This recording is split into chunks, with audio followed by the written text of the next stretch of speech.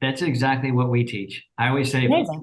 you want to get your ex back or the sex back, we got to get you back first. Yes. Oh, I love that. I love all these rhymes that you have. Yeah, I need a bag, bruh. Send it through quickly. I'm making his dog like I'm in the big leagues. Yeah, I told him I'ma hit it out of stands. I deserve another 100 bands. Welcome to another episode of the Married Game Podcast. We are the voice you trust when it comes to lust, and we are who you hire when she lacks desire. And if your marriage is lame, don't worry, we got you at Married Game, and we have a very, very special guest today. And my intro for her is simple. It's very simple. If your dating and sex life is totally hurting, then you need to check out the queen of flirting. That was good. Yes! Do I have to speak in rhyme the entire time that I'm on this show? Because I don't know. Let's go. I don't know. I don't know how to do it. Marni, it is such an honor and blessing to have you on today's show. And I've got to open up with a story so that you know why I believe that. Other than your content is so good. We were going through some of the reels this morning, and she's like, dude, she's right on every one of these things. Like, I love hearing that. Thank you for saying that. Right. Yeah. Everything you're saying is so right. Thank now, you. Here's how I found out about you and why I'm so pumped to have you on our show. You are the one lady that I wanted to have on this show over every lady, any lady at all, other than my wife. Okay. Oh, you gotta pump me up on a Friday. This is great. Keep going. Let's go. Here's what happened. So I would say maybe 13, 14 years ago is when I was first introduced to you and your work. What? Right? Really? Yes. Wow. And it was because I bought some Ebb and Pagan stuff. Yes. Oh, yes. I was in his program. David D'Angelo. Yeah. And Sean Steven ended up becoming a really good friend. Stevenson ended up becoming oh a really my good God, friend. me too. And you, and I think there was another gal, but even though I don't remember who, you used to have, it was you and a girl that were doing wing. It was Nina, my best friend Nina. Yeah. Okay. She was part of it. I would watch these videos, and that was when I was single, out slaying hundreds of beautiful ladies. And you are a part and piece of that, and helping me learn game back then in the day. That feels so good. Thank you for saying that. I didn't even know that. That's amazing. Oh, that makes me feel really good. Thank you for telling me that. That's awesome. And thanks for bringing up Sean Stevenson. That's the second time in 2 days that he's been brought up. So I I'm sure you love him because he's absolutely amazing. I miss him dearly. So I'm glad that I can think about him 2 days in a row. So I'm glad you brought his name up. Yeah, he was special. We have a lot of really fun memories with him. But that was why I was so happy to have you on the show and want to ask you some real questions, because I think that I call you the evangelist of flirting, because I think you break it down and explain it better than anybody I've ever heard. And I think you're talking to two of the best flirts on planet Earth. Let's have a competition. That's what we need to do, is create a competition. Well, it's so funny because I was out for dinner last night. I went to this really interesting dinner. So do you know who Neil Strauss is? Yeah.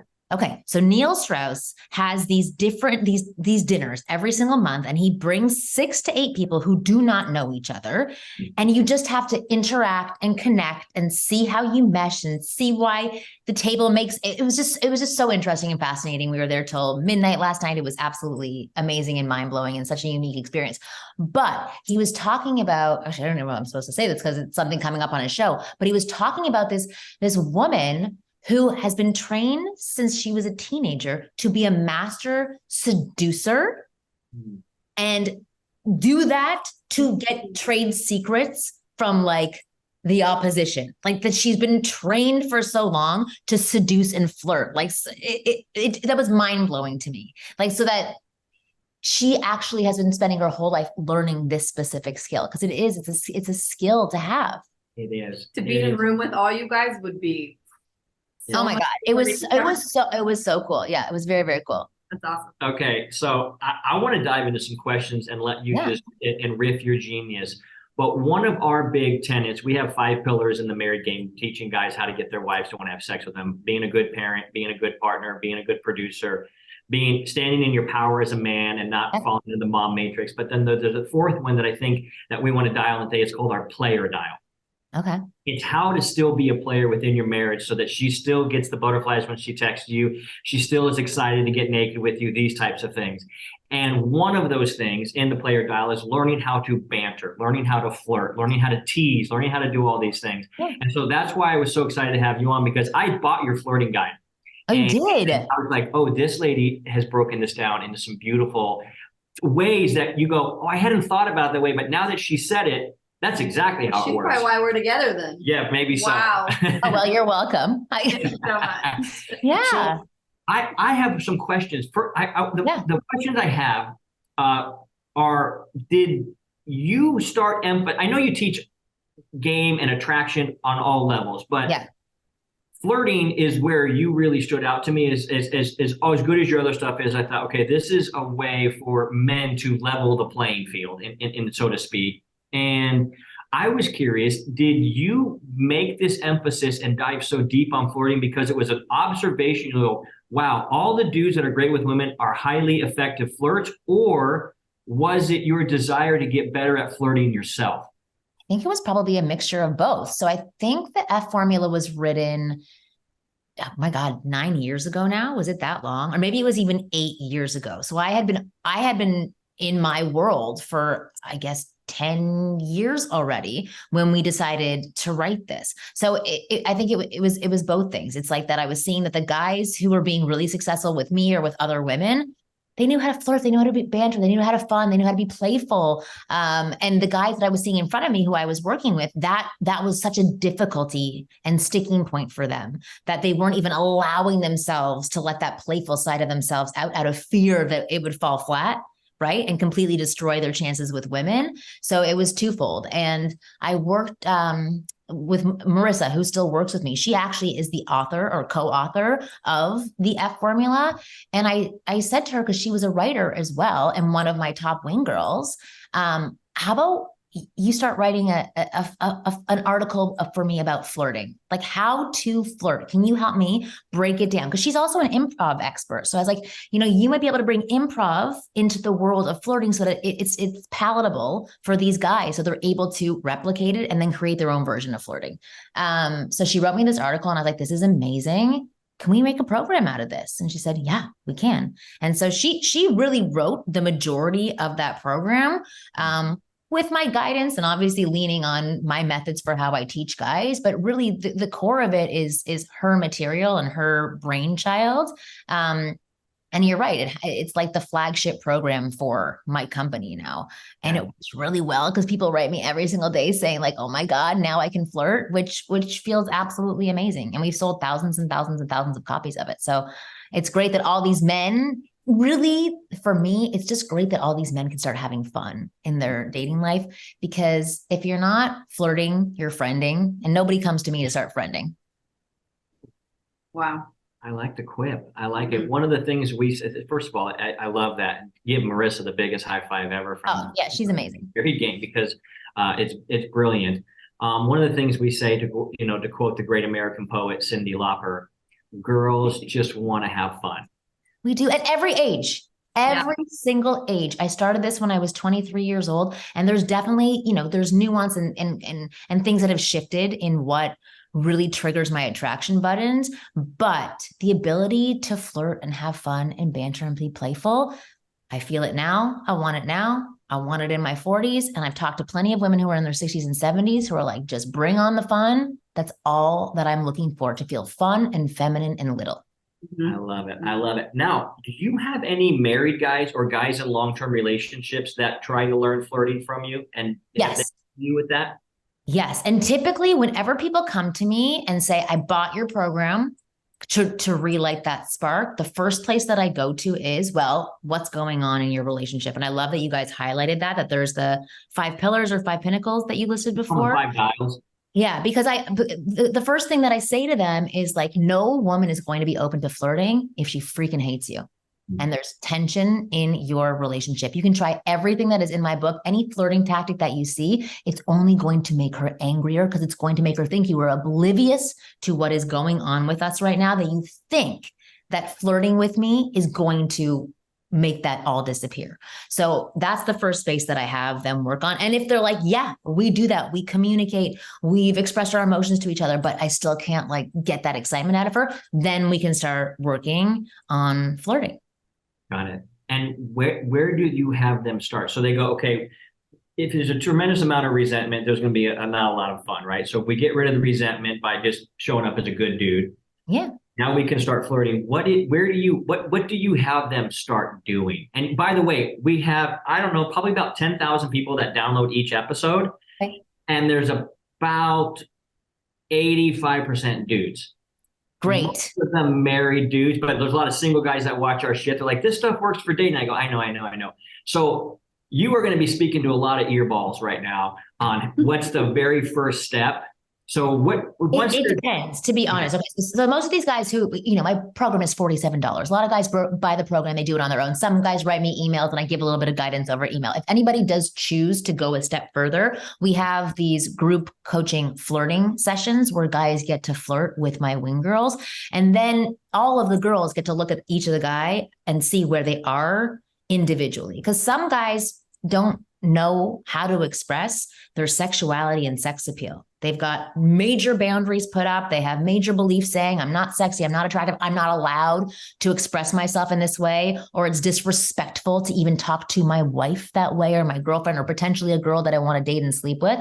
So that's, for most of the guys, that's what we tackle first, right? It's like finding that grr inside of you and getting that out. So it's helping guys loosen up their body, realizing that they can say things and put things out there that aren't offensive to women, even saying things like, you are so attractive right now. I love that dress on you. And then teaching them how to use their body and their face and their voice and their tonality to get messages across and express sexuality and sex appeal without being creepy, sleazy, or overly sexualizing women. So that's the base part of where we start. And really, to be honest, for most guys, once you flick that switch and allow and give yourself permission to let that side of you, the flirting happens more naturally and just sort of comes out, because most people can flirt with the grocery store clerk. Most people can flirt with, their guy friends. Because really, I define flirting as adult play, right? It's just being playful. It's where you take it through escalation that it becomes more about an intimate relationship with somebody else. Yeah. So I really believe that most people have that ability inside of them. They just have limitations on where they think that they can put it. So for most guys, it's unlocking that portion. And then for some guys who are like, I don't know how to be funny. I don't know how to banter. I don't know what lines to say. We start by giving them training wheels and saying, try saying this, try saying that, or you could say this, or you could say that. What are some of those things? Because I love getting granular. Oh gosh, you're putting me on the spot now. So it really happens in the moment. So they typically give a scenario to the guys. So for example, I'm trying to think of a flirty thing to say. So let's say you're at the grocery store, right? And you're talking about produce. You can help the guys make some sort of light joke that can polarize the conversation and isn't so pleasing. I'm trying to think of exact lines right now. I have none. My mind is going blank. It's a Friday. I have nothing in me right now. But because really it's more about the how you say something than the what you're actually saying. So for example, my biggest line that I say to guys is that I can have 10 guys lined up in front of me. They can all say banana, banana, banana. Right? That's a nothing statement. One guy I'm going to want to hug because I feel so sad for him. One guy I might be turned on by, and one guy I might just want to be friends with, right? Depending on how he's expressing it to me. So I'll give you an example of how the differentiation between how to say something as a nice guy, and then how to say something and express your desire and express sexual appeal, right? We're ready. So you could say to somebody, hey, how's your day going? Right? Or you could say, hey, how's your day going? Mm-hmm. They're little shifts. There's an adjustment in your tonality. There's moving your body in closer. There's having focused eye contact on an individual. That second version is stating something underneath what's happening on the outside. Mm. Do you feel that so it's an energetic thing mainly, like how you say something, why you say something, the energy behind it? It is, but there also is a banter portion there, and that's where a lot of the improv comes into play in our flirting sessions, where we do teach people really how to access their wit, and not their corny wit, but their they're more flirtatious, sexual ways. So even things like saying, like, stop flirting with me right now. It's making me very uncomfortable. You're sexualizing me. That you can say to a woman, right? Or, oh my God, my mind is going totally blank on every single one of my flirting examples right now. But there's like 10 different variations of ways that you can be playful, like disagreeing with somebody, or, oh my God, I'll send you a whole list of all my flirting lines. Oh, I love it. Totally I'm going to ask you something right now. Okay, well, go ahead. Well, that's things that we do. This our little flirty thing. We text each other. I don't miss you. But I love that. Like it's the opposite of what you're saying. You're like, don't flirt with me right now. It's got the tone, it's the energy towards him. Yeah, absolutely. And it's fun. I just went on a walk with my husband, and the whole time was flirtation. He was like, nudging into, like a little school child, right? Like just like sort of nudging into me a little bit and like slyly smiling at me and saying, oh God, I'm like at a loss right now for all the things that were being said. But no matter what, it's that underbelly undertone of what's going on that creates that amazing tension, those wonderful, sexy chemicals that make you attracted to another person.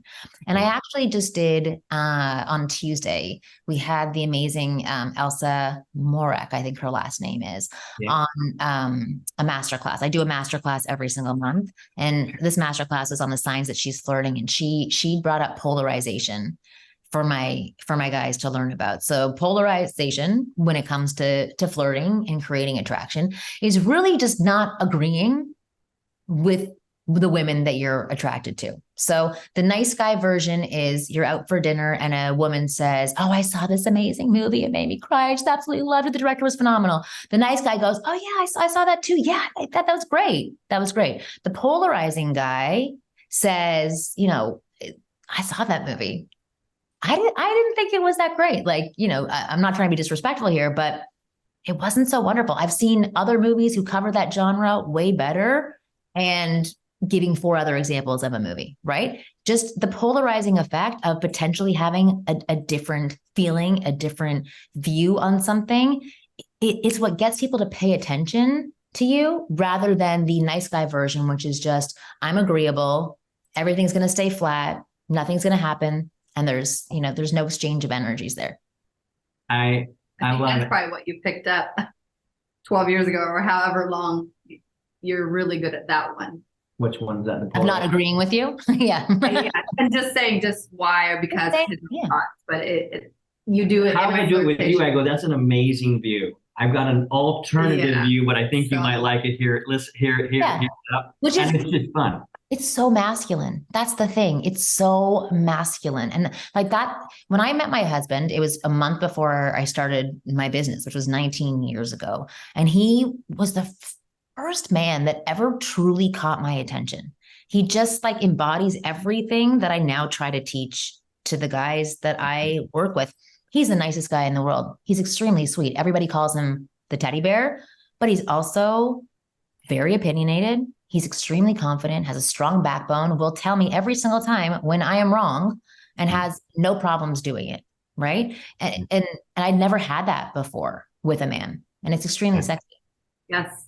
Is what I'm hearing from a lot of your teachings, and even just here right now, when you talk about a guy being polarizing, a guy disagreeing, a guy bantering, these types of things, I instantly think of this unattached to the outcome energy. Yeah, absolutely. And you got to have it. Like, or it's not attractive if you don't have it. It's kind of like, this guy is a Klingon fucking A stuff. Yeah. How do you teach guys to get that about themselves? Where do you go with that? Because they have to look inwards first, right? They have to look inwards to, number one, where does this come from? Which is very difficult for a lot of guys, because some guys have like crazy past trauma and have to work through where that comes from. But I'm still a wing girl. I'm not like a psychiatrist and a psychologist for guys. So a lot of my programs start off with these 2 workbooks that I have that are discovering your values and discovering you. Mm-hmm. And it's really writing down and figuring out who the hell you are. What makes you sexy? What boundaries do you have? What values do you have? What kind of things do you like? Where have you gone wrong in the past? And really putting it all onto paper and thinking through it. Because everybody knows all these things, but they're just floating around in our head at all times. So because you're not working on it or dealing with it or looking at it You can't do anything with it. And then you continue to make these same mistakes or follow the same pattern continuously for the rest of your life. But when you take time to examine it, just like most other self-help programs have you do, that's when you see clearly what is going on. And then the guidebook also helps you really establish how to build yourself up and express to other people who and how you want to be and how you want to be treated. And when you know these things, that pleasing, appeasing behavior starts to dissipate because you start to respect yourself more and put more focus on yourself rather than on the outside world or outside individuals or beautiful women that you've never met before. And so that's how you start to learn how to get rid of that habit. That's exactly what we teach. I always say, if you want to get your ex back or the sex back, we got to get you back first. Yes. Oh, I love that. I love all these rhymes that you have. Yeah, that's why I said he does it all the time. I love it. My favorite one is really what we're trying to do is help you get your backbone and your ball sack back. Yeah. And if we can get those things back, your wife might want to do it again. She's storing them in the shelf over there and she hates 100%. And we don't want to have them in the shelf. We do not want them up there. And every day that we look at those balls on the shelf, we get angrier and angrier because it makes us feel less feminine. Balls. fucking balls. Those fucking balls. Why are they there? Why aren't they on your penis inside me? Yeah. Right? So, yeah. All right. I want to know, what is your personal go-to? If you're like, I need to flirt. What's your husband's name again? Jordan. Yeah. What's your go-to? Like if things are like, I want to, like, what is it? Do you ever like go, I know this will get him, or do you just? Oh, my husband is the opposite. He just wants nice things to be said to him.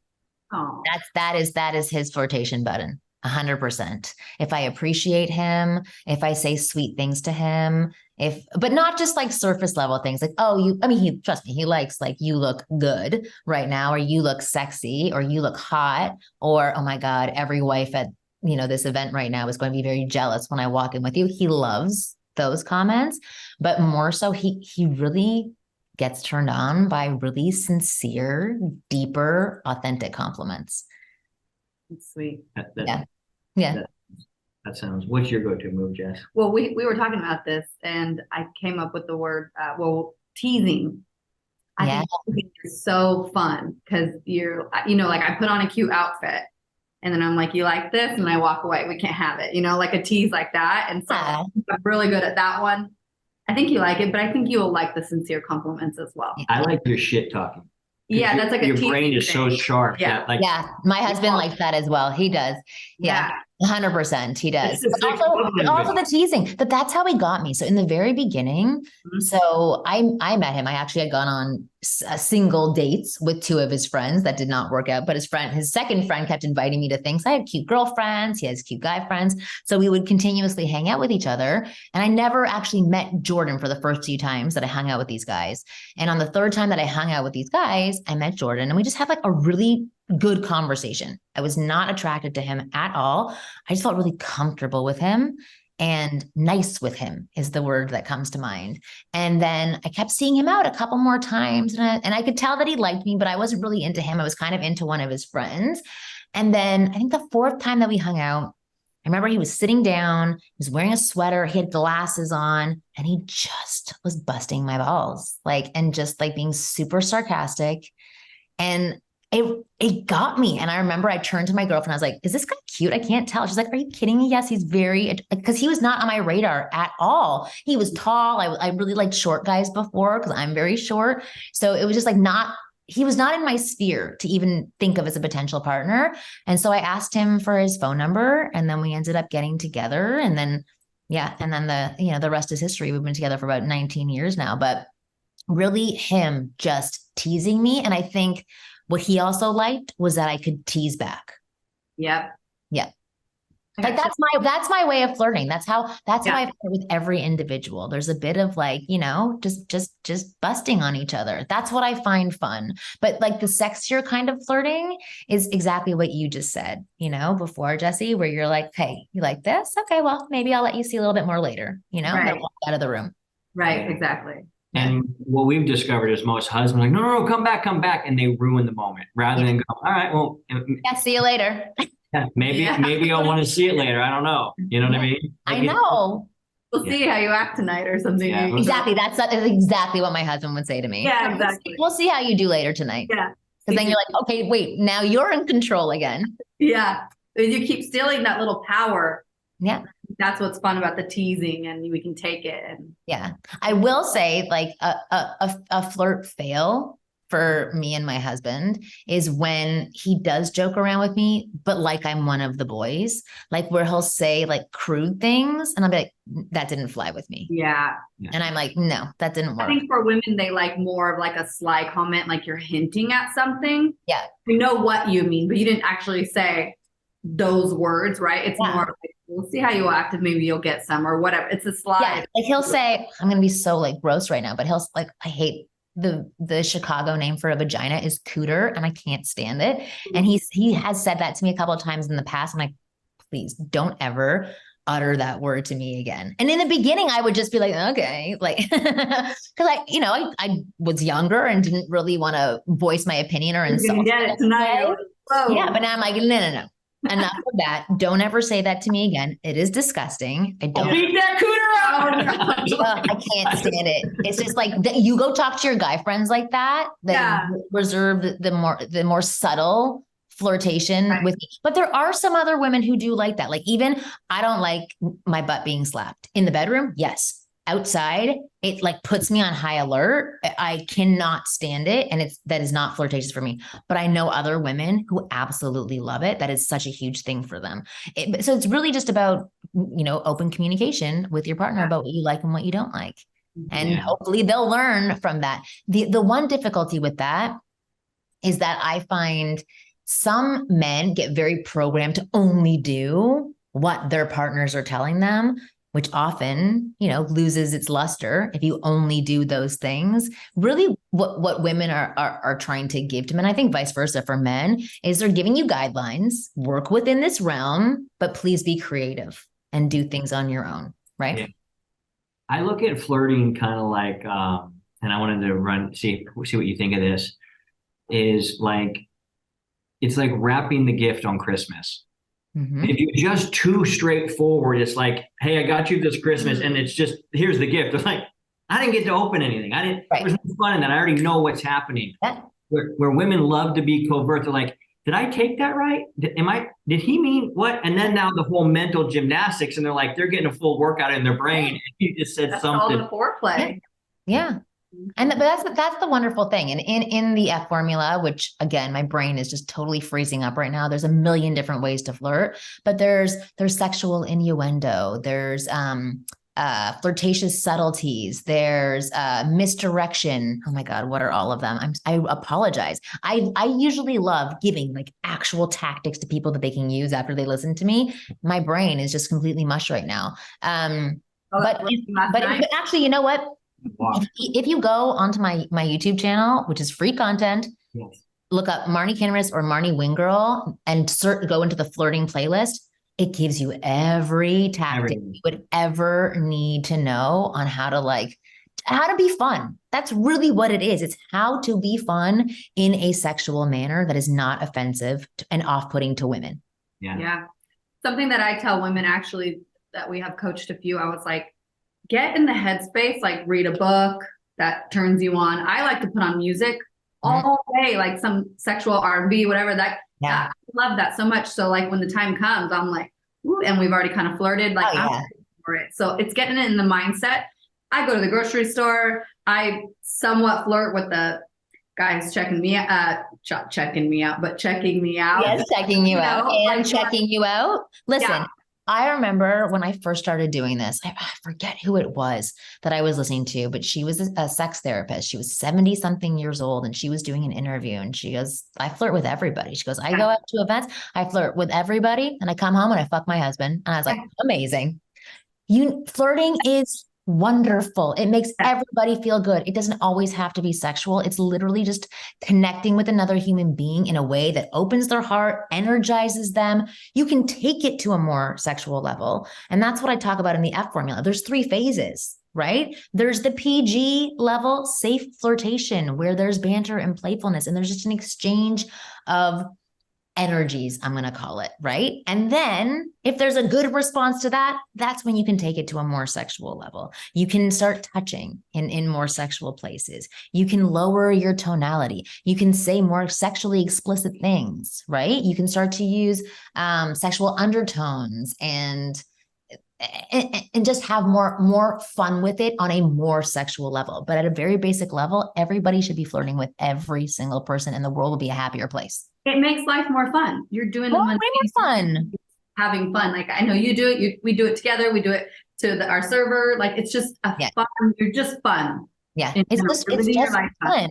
Yes. And listen, there are some people who don't like it. I think 10% of the world is like, nope, I don't want to flirt. I don't want to feel that way. And they will find their matches in some way, and they'll have like intellectual conversations all the time and that will be their fun. But I would say 90% of people in the world, they just want to let that childlike part of them out. Mm-hmm. Play. I have two little boys, so I get to see it on like a different scale, right? They just all want to play with each other. That's what energizes them. And the thing that sucks for adults is we stop doing that, right? So regularly, which is why we're all a little bit stressed out and boring and dull. And I think the more that you can inject some fun, some flirtation, some playfulness, I just think we'll be happier. Yes. Hence the evangelist of flirting. Here she is. I know who can't give you a single example. Oh my God, I'm horrible. I'm so horrible. Well, one of the things I was watching one of your reels this morning, and it was it brought up something that Jesse and I go through a lot. And you talk about there's guys that just assume, like your energy is either you assume everybody doesn't want to talk to you, or you assume everybody does want to talk to you. Yeah. And we do that all the time wherever we go. And Jesse's like, I think that girl was into you. I'm like, duh. You know what I mean? Because I just literally, she goes, wait, you think every girl's into you? I go, well, how could she not? Like, thank you. Yes. Yeah. You have to think that way. So I so resonated with that. And it's such a ballsy, bold, beautiful, masculine energy of like, duh. Yeah. But it's a hard place to get to, right? Because if you don't think that way, you're like, how would I get to that way of thinking? I mean, there is a process. It's practice. I mean, that's how confidence grows. It's practice. It's interacting with people. It's realizing that putting yourself out there, saying a statement that you think ruffles a few feathers may not ruffle a few feathers. So it's getting you exposure to other individuals and getting feedback. But ultimately, it's literally just catching your brain when it's having a negative thought or going in the negative direction of like, she's not going to be into me, catching it, stopping, breathing, reframing and saying, she could be into me, even if you don't believe it yet, to continue doing that and getting your brain working in that direction. I am telling you, it will slowly move in that direction. And I'm saying this because I used to be in the same headspace as every single guy that I've ever worked with. I had great difficulties with women. I couldn't connect to them. I couldn't talk to them. I got nervous if they were really attractive. I'm not a lesbian, but they still intimidated me. Beautiful, popular girls intimidated me. So I completely understand where my clients are coming from. And every exercise, every tool that I've ever given to these guys, I have done myself. So I know from experience that you come out the other side and you can have the things that we're talking about. And that was a huge exercise for me. And I'd say maybe 18 years ago is when that clicked in for me, that, okay, I can walk into a room and think nobody wants to talk to me, or I can walk into the room and think everybody's going to want to talk to me, and I'm going to see if I want to talk to them. Yeah. We call that the interviewer versus the interviewee role. Yes. When it's the interviewer, you're like, all right, we're taking applications. What do you got? What do you got? Yeah. Or, no, thank you. Well, so this client that I had yesterday, he's like a real talker, and he's just so interesting. He has amazing things to say. And he's like, the one place where I get caught up on is knowing whether or not a girl is interested in me, right? And whether I can actually go to that next level with her. And I said, obviously, there's a million signs that you can look for, but for your personality, you're such a curious guy, it would actually work for you to just say to a woman, I don't know if I'm getting this wrong, but like, we're into each other, right? Right?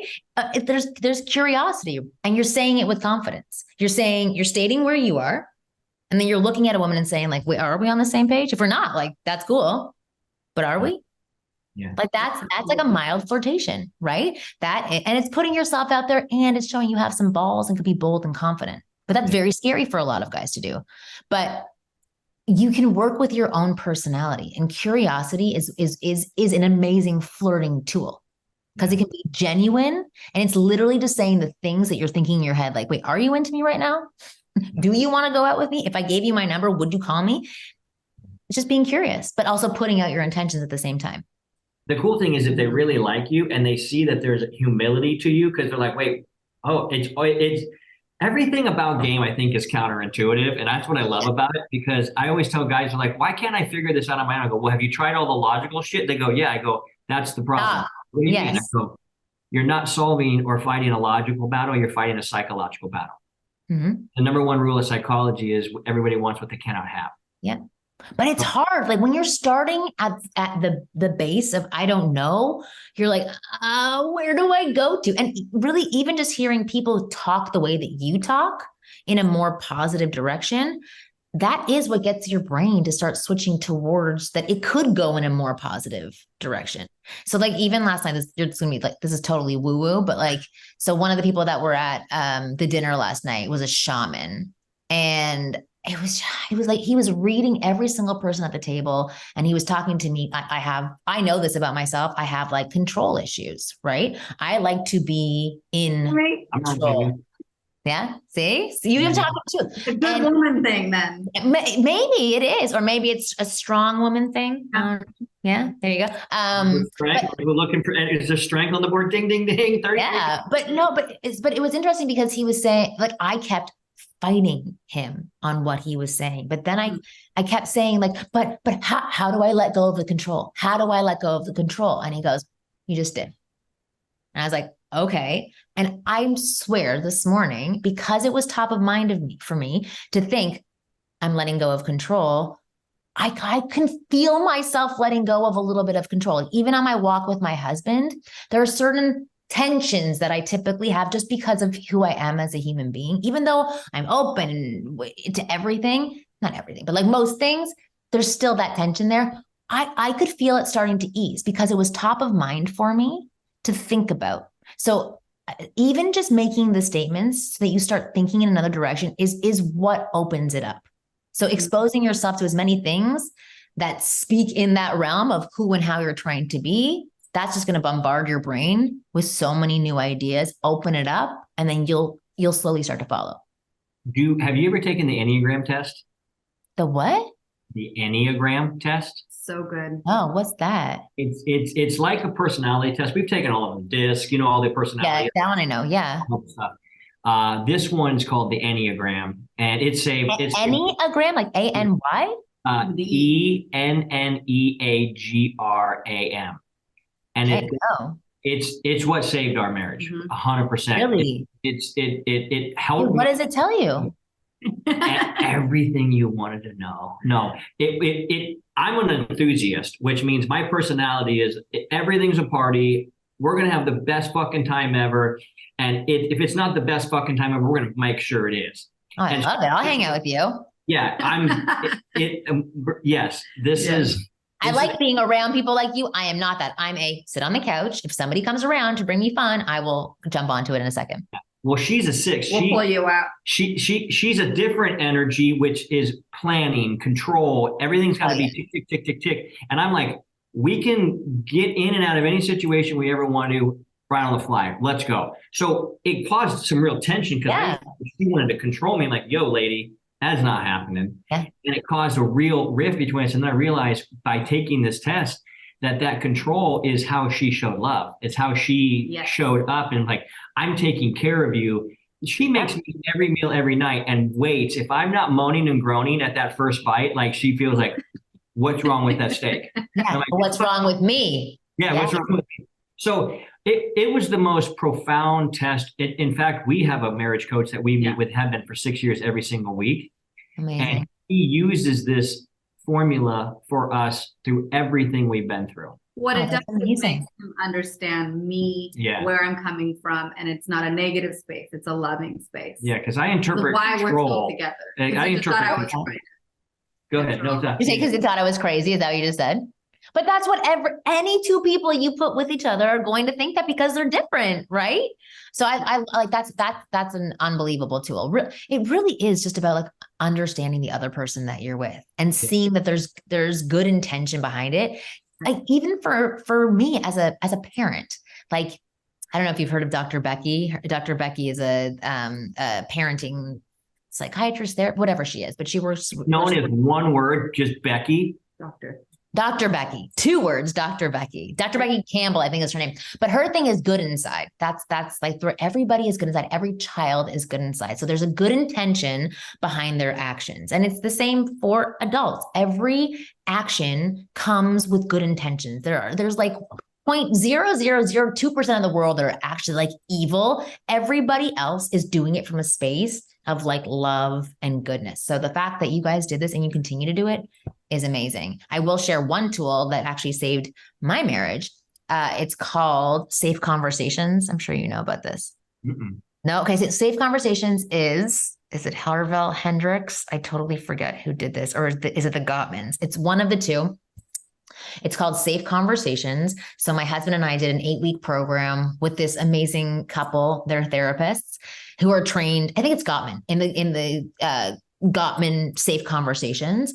And it really provides you with a template for having safe conversations with each other. So during these sessions that you do together, you bring something up and you go through like the template, which becomes annoying after a while because it's very long. But ultimately what it's showing you is that your partner has good intentions. So an example of it would be, hey, is now a good time to talk to you? I want to talk to you about something really important to me. Yeah. Then other side, no, now is not a good time. Let's talk in an hour. Or yes, now is a great time. I have about half an hour. I can really pay attention to you. Then you sit down and you talk about what's going on and you express it from your point of view. And the other person is not allowed to add in their take on anything until they listen and validate you, which is huge. I like it. Yeah. Yeah. And it's so amazing. And then it even has you going a level deeper where you'll say something like, you know, when every time that this happens, it makes me think of a time when. Right. And then either you tie it to your child, and it really makes you think about this too. Oh my God, every time that you leave stuff out on the counter, it drives me crazy. It reminds me of a time when I was younger and my mom would go crazy cleaning the house every single day. And my dad would walk in and put all this crap at the front door and she'd ask him never to put it there. And it would cause all this tension in their relationship. And it scared me every single time as a child thinking they were going to get divorced. Right. So all this stuff comes out. Yeah. And then your partner's like, holy shit. Yeah.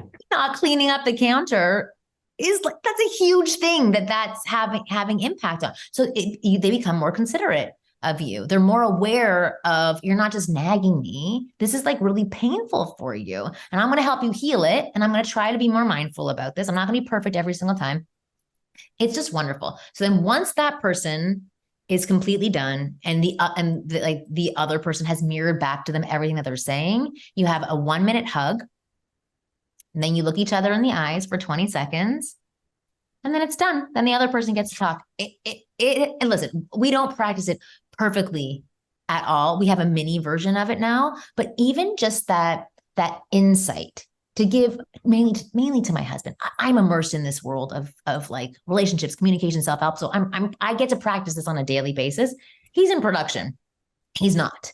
But so for him, like to be enlightened this way and just get the safe space to practice in and hear all the things from me and like get to have his things also be heard by me was a total game changer for our relationship. So it's been really cool. We gotta do that. That's amazing. Hell yeah. It's amazing. Anything really Gottman cool. is like. Yeah, I think it is Gottman. It's either Harville Hendricks or Gottman. I'm leaning towards Gottman. I think it's Gottman. But yes, but they're like both people are absolutely amazing. All right. I got some business questions for you now because I know there's a lot of business dudes that listen to us, and I've been following your journey for a while. And I love like literally if there's a bunch of divorce dudes that listen to our podcast as well. Send them my way. I love divorce guys. I'm like, you need help. Hey, you got to go learn how to. And most dudes are just not fun. And I'm like, you're not even. Us dudes don't even want to hang out with you, man. Yeah, because you're so literal. You're so serious. You're so yep. Yeah, you and we literally believe that the sixth love language is shit talking. Like, and if I love you, we are talking shit, and it's my buddy. Do you know Garrett Gunderson? I thought for some reason I know that name. That's from Sean Stevenson. He knew Sean Stevenson really well. Yeah. Yeah. But I don't think I've actually met him, but I know that name. Okay, so he's a good friend of mine. Garrett J. White's a good friend of mine from Wake Up Warrior. I'm not sure if you're familiar with that. I know Wake Up Warrior, again, from Sean. All these names are familiar to me. Yeah. Okay, so these are some of my best friends, and they came out to the man cave for my birthday and roasted me. And we're all such good friends that I'm like, these guys they're going to cut as deep as they know how, because we know we can make it. And they're like, this is our opportunity to really gangbang Keith. And I'm like, I'm here for it. So good. So it was so sharp. It was so cutting. I almost fell on the floor laughing. It was so good. I'm like, you guys got me. This is it. But I have loved sending divorced dudes, any dude. I go, listen, this is the guide for flirting. Just go learn how to flirt, man. Like, your wife will thank you and everybody else once this happens. But I look at your videos as a marketer now. So now I want to talk to Marketer Marni. Are you cool? We go to Marketer Marni mode? Yes, I like talking to her. Okay. So you provide the solution in your videos. Like, you are so step by step. You get into the nuances, you get into the mindset, you get into the actions. But not a lot of people do that. They try and like hold stuff back so you kind of buy them more shit and all this stuff. What is your mindset around giving away so much free content versus not? And where did that come from? Because my mindset is, I want to help. That's my mindset. I want to give away good content. I can be a tease, but if I'm going to be a tease for 20 videos, you're going to keep watching these videos of mine? No. I since the beginning have been fixated on breaking down everything into baby steps that everybody can do, because I wanted the baby steps. I wanted to understand why I was doing something, why it works, how it has impact. And that's the way that I want to deliver information, because there's certain times when I'd watch videos and I'd be like, wait, what? You're 10 steps ahead of me. I don't have this basis of information that you have. So tell me how I do exactly what you just said. And maybe I'm slow, or maybe I need more instruction, but I feel like that's helped me in my coaching, because now I treat people how I would want to be treated. And that's how I break it down. And I think the thing that people like about my content is I just really like what I'm talking about. Yeah. That's what I think. I started paying for ads 3 years ago. Everything before that was completely organic. So all I wanted to do was give out free stuff. And that was like the opposite to what everybody else was doing, but it always felt right to me. And I was in a mastermind with 200, like mostly men, right? They were all marketers and coaches, but marketers first. And I would always get Genius Network or something. I was a part of Genius Network for a couple of years. What'd you say? Sorry? Genius Network or something like that? No, it's called the Seduction Syndicate. So it's like a whole bunch of people who are in the dating space. And I mean, it still is a group now, but it was like a very big group back then for, I would say, everybody who was part of the dating space for men. And they would all talk about optimization and split tests and this and that, and we're crushing it and we're converting this. And I'd be like, this is not working for me. I don't understand it. I don't care to understand it. I care about people, and I like giving information to people. And at a certain point, I was like, fuck it. I'm just going to do what makes me feel good and makes me happy, which was doing a ton of media stuff and getting out there and talking to people, and then just making videos and giving out content. I loved doing that. And this is a pat on the back to me, and maybe sound like a bit braggy, but like, I'm doing better than most of these people now. And really, when I started doing that, that's what made my business skyrocket. And then now I've, been doing ads, and that just, puts fuel on the fire, which is absolutely amazing. And I can reach way more people than I was reaching before. But ultimately, I think in every ad that I make, in every video that I put out there, whether it's an advertisement or it's free content, I just want to deliver something that's palatable to everybody that they can use right away. You nail it. You nailed the you of all people. Like, you are the example, because I'm in, we do our thing and we have high ticket and we have all this other fun stuff. But I always thought, man, I want my message to be able to, like, even if a dude can't afford our stuff, I want him to be able to at least change his marriage and change the way he thinks. Exactly. Like even what we were saying before about just planting that idea in somebody's head, planting that idea can transform their life from a free advertisement. If they want more information, they're gonna ask you for it. Yeah. Or they can go get more information by piecing it together from watching 1,000 videos, or they can go to one place and one resource and it can happen a lot faster for them. But you guys are both like so sincere and so passionate about what you do. Like we're very like-minded people, I think. And so that's probably why your message is so well received as well. Yeah, so when where can people go? I want everybody who listens to this podcast to go buy your flirting Bible and work with you, because I know that just watching your videos has been so helpful for me. Like that's what I didn't tell her the story before. I'm like, I got a story I want you to hear. It's like, Marni, you had a real influence on my life. And the fact that I'm able to help so many guys now, a lot of people don't know. They just know he's had sex with hundreds of women and he lost his favorite girl and he got her back and now they're happily married and they love having sex. Oh, that's so nice. So but I haven't really introduced them to a lot of like, hey, you know what? A voice that was in my head that helped me create this was you. Well, it's awesome. Kids at 18, so he had no dating. There was no before. He didn't learn how to flirt. So when he got divorced, I mean, he had the 3 years before we met of just, that's what he learned the whole time. Good. That's amazing. And it shows that he's a good learner. Yes. That's amazing. Oh my God, that makes me so happy to hear. That's wonderful. So where did they, so I from an outside, looks like, did you used to do in-field stuff with you and your girl with guys? Oh my God. So yes, that's how it started initially. So can you take us through a little history lesson? Because I just, as a fan of your work who watched it from the outside. So cool. I would love to hear. It's so cool. I feel very cool. You're making me feel good on a Friday, and it's my birthday on Sunday too. You're like pumping me up. I feel great. So I really started this off as a joke. I was at a singles mixer at a rabbi's house, and no one was talking to each other. And I had just met my husband like a month before, so I was like, nobody here's better. Let's just stick with him for now. But nobody was talking to each other. So I started grabbing men. I'd say, which woman are you interested in? That one over there. Okay, so let's go up to her like this. We'll walk over. I'll introduce you, blah, blah, blah. So I would go over, I would make the connection. I would help facilitate the conversation. Once they were, standing on 2 solid feet or 4 solid feet, I would exit and I would go do it for other people. And then by the end of the night, I was having fun, but people were actually pairing up that I had connected. And guys were saying to me like, thanks for introducing me to that girl. That was awesome. And I was like really happy about that. And I went home and I said to my roommate, I want to be a wing girl. And he's like, I don't even know what that is. He's like, it would be a girl who, like a wingman, who like introduces you to other girls and like tells you what women want. He's like, no guy is ever going to pay for that unless you throw in some sexual favors. They don't care what women think. Women give horrible advice. And to be honest, I'm very thankful that he said that, because if he would have said, oh yeah, that's a great idea, I probably would have laughed at it and then forgotten about it. But he said no, which I don't like hearing. So I went into my bedroom, 1:30 in the morning. I posted an ad on Craigslist. This is like old.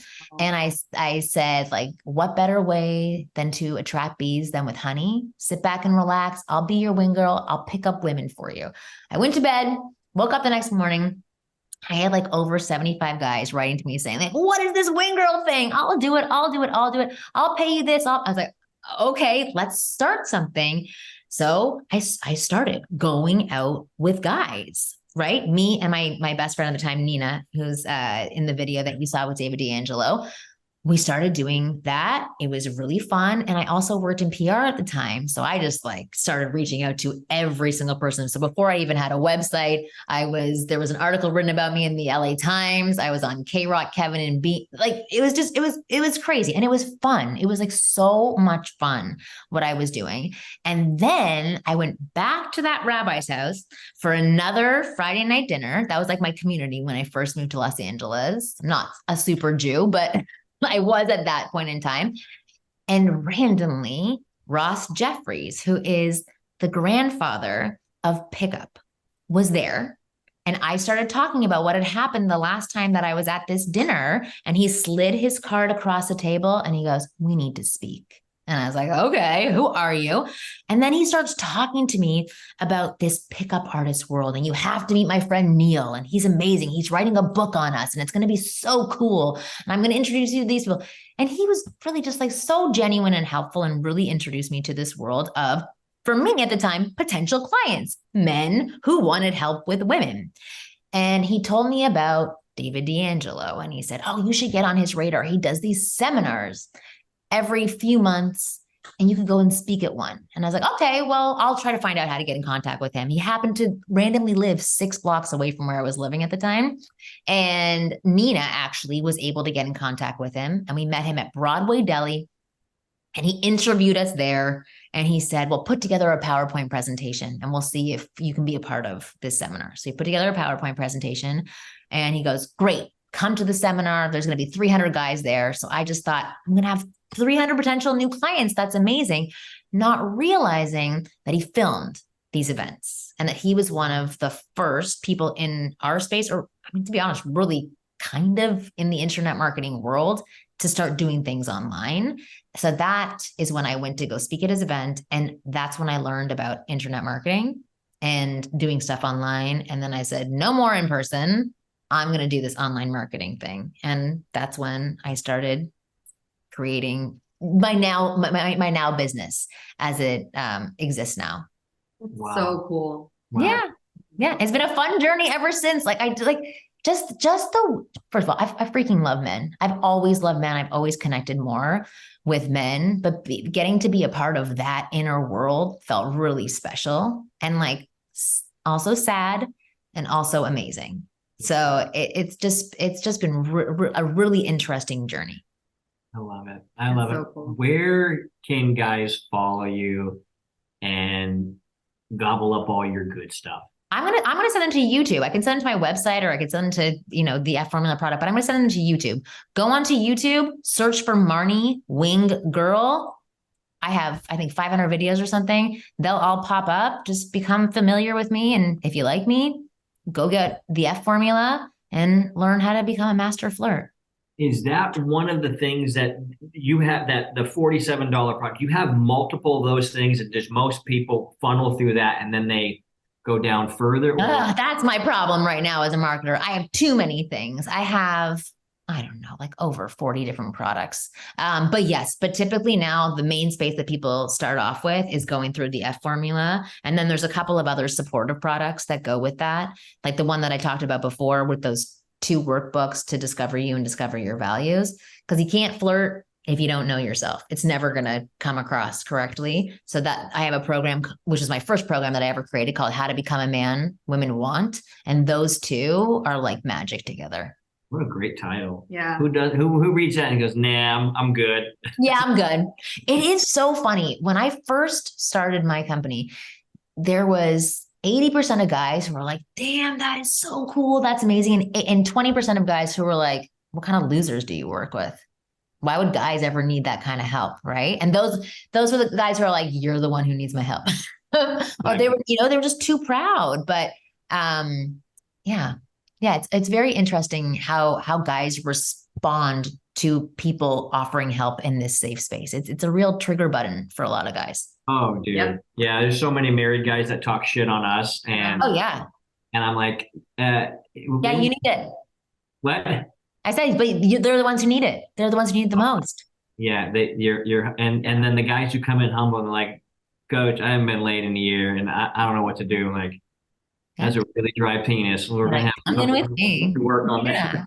No, you guys are doing amazing work. I only mainly work with guys who are single, divorced, some married people. But the married space is a whole other arena. And as a married woman, I'm going to say thank you for doing the work that you guys do, because it's incredible. Thank you. We received that. I want to run one more theory past you, because your opinion, I actually value your opinion a lot. Okay. Here it is. Pressure. The difference between short-term attraction and long-term attraction, in my opinion, there's one lever that that is the key lever to all levers that makes long-term attraction stay hot. So short-term attraction, the one lever you have is options, right? 20 girls want to be with the stud, right? And so they all know I'm vying for this dude's attention. If I'm going to lock him down, I got to be better than these other 19 women. So they're putting their best foot forward. Would you agree with me so far? Yeah. Okay, options.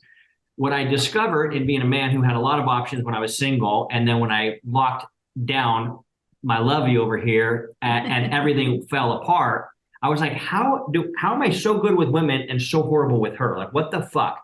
And then I realized that the lever that creates a lot of sexual polarity and all the good stuff and attraction, our thing is attraction. What causes attraction is the options. When you get married, it's no longer options, obviously, but it's the perception of options. Meaning, my wife's not thinking, oh, he's going to go slam a bunch of women. It's the perception of, if I lose my edge, her, he has a lot of options out there. He's not going to be like wondering, oh, I wonder what I'm going to go do. If he becomes single. So what is your take? The options versus the perception of options as the lever that keeps attraction going. What's your thoughts on that?